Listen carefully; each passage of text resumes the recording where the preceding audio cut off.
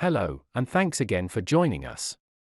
Did you know that you could retrieve all the conversations that were going on in the chat during a QuaQua meeting? In this short tutorial, we'll learn how to download a chat log from a previous meeting.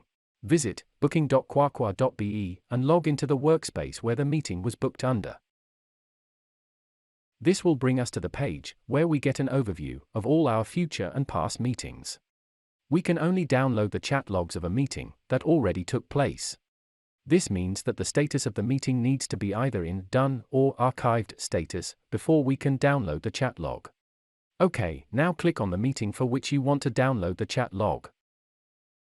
After selecting one of the done or archived meetings, we'll arrive again at the Setup section of this meeting. Next, we click on the Settings tab at the left side of the page. This will bring up the Settings page, where we now see a button to download the chat log.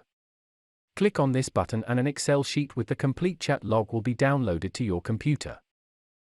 Please note that you need to enable the log chat messages function beforehand, during the booking of the meeting.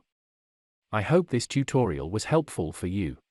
If you have more questions, check out our other tutorials and helpful content on the QuaQua knowledge base at support.quaquameeting.com.